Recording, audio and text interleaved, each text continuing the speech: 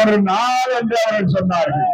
காரணம், எனது அருமை சகோதரர் அவர் நீண்ட காலமாக வெறும் கொள்கைக்காக இருக்கக்கூடியவர், பதவிக்காக இருக்கக்கூடியவர் அல்ல.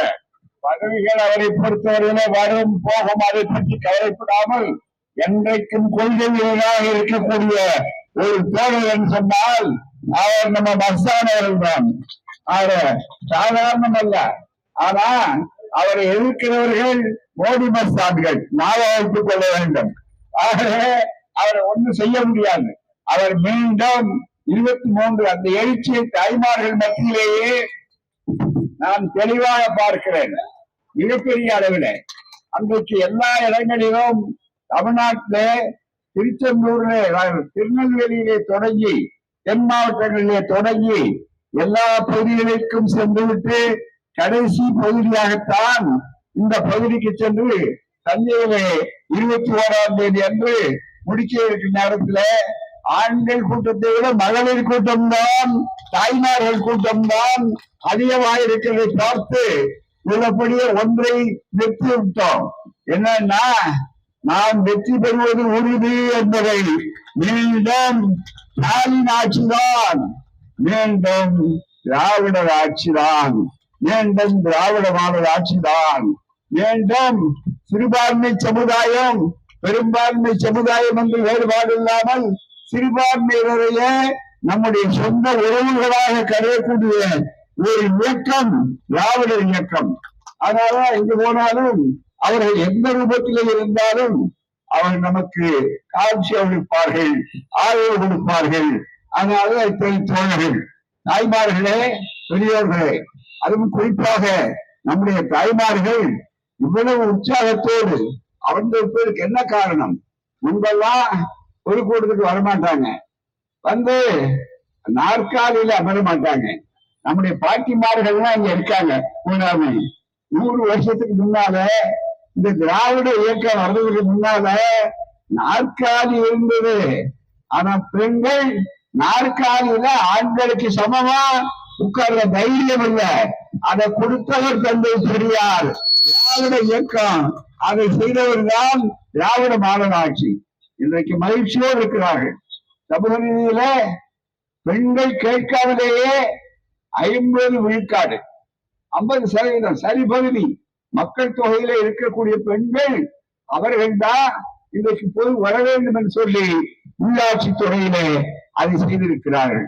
மகளிருக்காக ஏற்றம் என்று சொல்லக்கூடியது. ஆனால்தான் தாய்மார்களே, யாரும் அவதூறு பேச வரவில்லை, ஆதாரம் இல்லாமல் பேச வரவில்லை.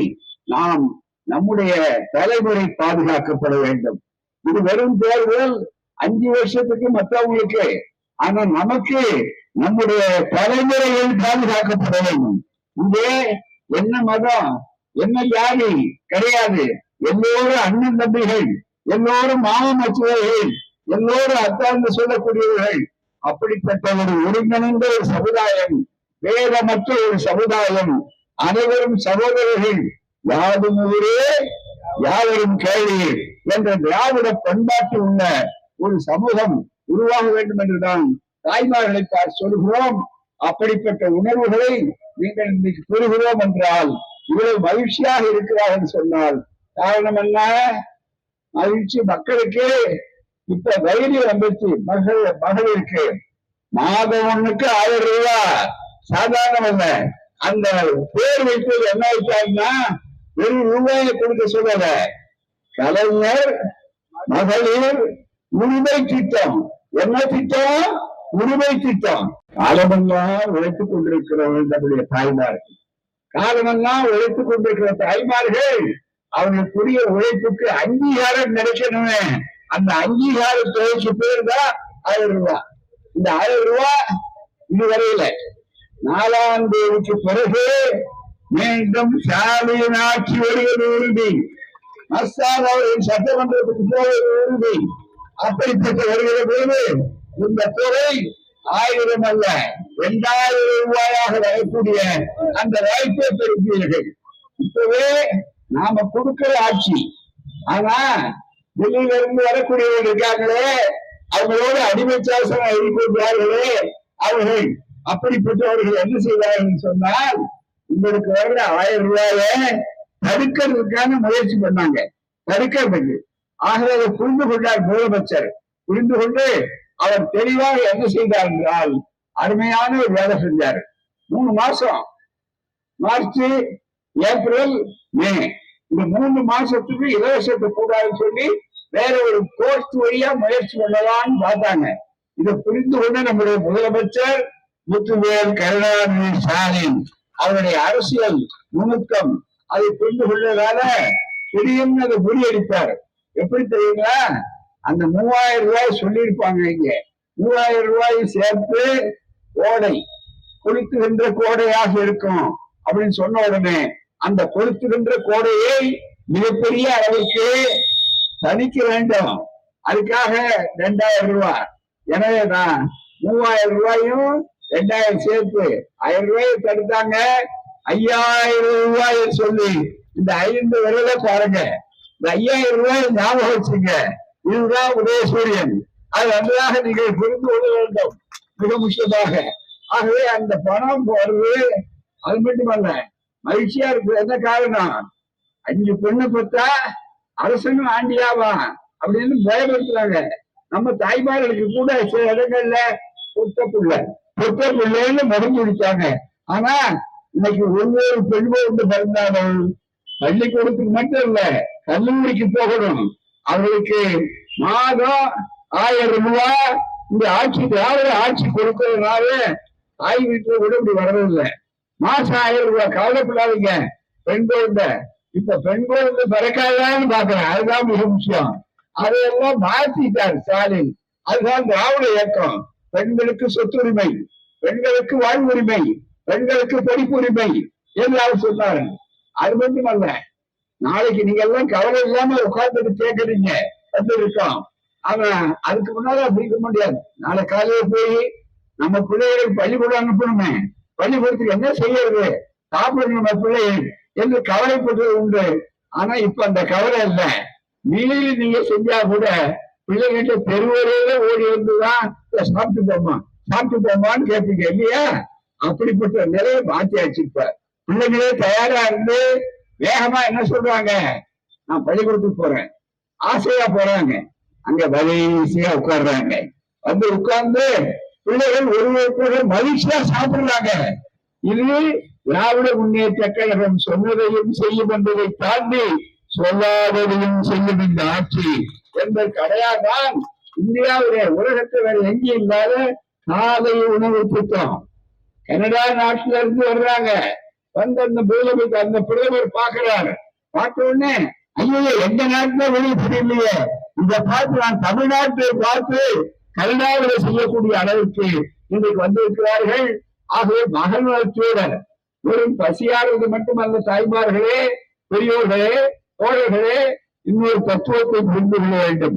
என்னவென்று சொன்னால் முழுக்க முழுக்க என்ன ஆகிறது என்றால் தெளிவாக அந்த வரிசையா உட்கார்றாங்கல்ல, அது ஜாதி இல்ல, மதம் இல்ல, எல்லாம் போச்சு சகோதரத்துவம். சின்ன புத்தி உள்ளத்திலேயே நாம் அனைவரும் உறவினர், யாரும் ஊரே யாவரும் கேள்வி என்ற அந்த சாப்பாட்டிலேயே இருக்கிறார்.